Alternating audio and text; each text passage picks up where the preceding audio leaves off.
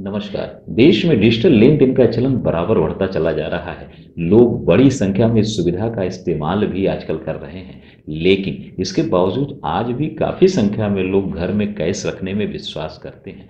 वैसे अगर देखा जाए तो कम ही लोग जानते हैं कि घर में कितना कैश रखना सही रहता है और कितना गलत। लेकिन अगर आपको अपने घर में ज़्यादातर कैश रखने की आदत है तो यह आपको कभी भी काफ़ी नुकसान पहुंचा सकती है। आप पर इनकम टैक्स के साथ अगर आप सोर्स नहीं बता पाए तो ईडी, सीबीआई जैसी बड़ी जांच एजेंसियां आप पर कार्रवाई कर सकती हैं।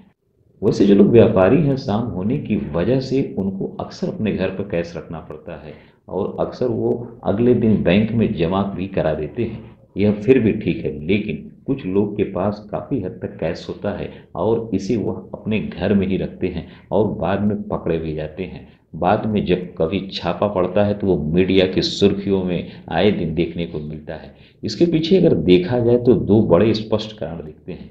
एक तो इमरजेंसी के समय गांव देहात या डिजिटल लेन देन की जानकारी ठीक ढंग से न होने के कारण लोग आज भी इन कैश पर भरोसा रखते हैं, जिसके चलते इस कारण वो अपने घर में कैश रखते हैं।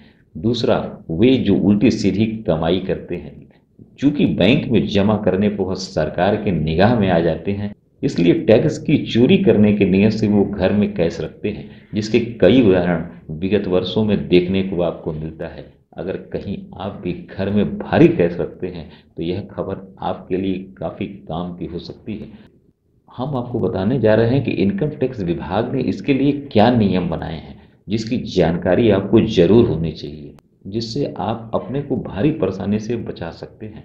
आपको यह जानकर आश्चर्य होगा कि अगर ऐसी स्थिति में आपके घर में भारी कैश बरामद होता है और आप उसका सही जवाब नहीं दे पाते हैं, तो आप पर 137% जुर्माना लगाने के बाद भी आप पर कानूनी कार्रवाई की जा सकती है। तो अगर आपके घर में भी कैश पड़ा है तो हो जाइए सावधान, क्योंकि इनकम टैक्स वाले कभी भी मार सकते हैं आपके घर पर छापा। जान लें घर में कैश रखने से जुड़े क्या है ये नियम। अगर आपके पास बड़ी मात्रा में कैश है तो फिर उस पर टैक्स का भुगतान अवश्य होना चाहिए। इसके साथ आपके पास टैक्स भुगतान से जुड़े सभी दस्तावेज होने चाहिए, जिससे कि इनकम टैक्स विभाग द्वारा कैश से जुड़ी कोई भी जानकारी मांगने पर आप आसानी से दे सकते हैं। अगर आयकर विभाग आपके घर पर छापा मारता है और बड़ी संख्या में कैश बरामद होती है, तो आप उस कैश के बारे में सही जानकारी नहीं दे पा रहे हैं, तो फिर आपको भारी जुर्माना पड़ सकता है। यह जुर्माना केंद्रीय प्रत्यक्ष कर board, central board of director CBDT के मुताबिक छापे में पकड़ी गई राशि का 137% तक हो सकता है। इसके साथ ही साथ आप पर कानूनी कार्रवाई के साथ ईडी, सीबीआई, इनकम टैक्स जैसी बड़ी एजेंसियां आप पर कार्रवाई कर सकती हैं। इन सब के साथ ही साथ आपको कैश से जुड़े हुए कुछ नियम हैं जो आपको जानना जरूरी है, अन्यथा आप कभी भी मुसीबत में पड़ सकते हैं। एक वित्तीय वर्ष में 20 लाख रुपए से अधिक नगद लेन देन पर जुर्माना लग सकता है। सीबीडीटी के मुताबिक एक बार में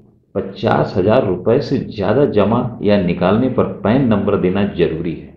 अगर कोई व्यक्ति एक साल में 20 लाख रुपए नगद जमा करता है तो उसे पैन और आधार की जानकारी अवश्य देनी होगी। पैन और आधार विवरण प्रदान करने में विफल रहने पर 20 लाख रुपए तक का जुर्माना हो सकता है। 2 लाख रुपए से ज्यादा के कैश से आप कोई भी सामान नहीं खरीद सकते हैं।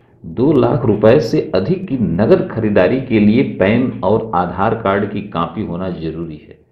अगर आप 30 लाख रुपए से अधिक की नगद संपत्ति की खरीद बिक्री करते हैं तो आप जांच एजेंसी के रडार पर कभी भी आ सकते हैं। क्रेडिट डेबिट कार्ड से भुगतान के दौरान अगर कोई व्यक्ति एक बार में 1 लाख रुपए से अधिक का भुगतान करता है तो जांच हो सकती है। एक दिन में रिश्तेदारों से 2 लाख रुपए से अधिक की नगद राशि नहीं ली जा सकती है, यह बैंक के माध्यम से ही किया जा सकता है।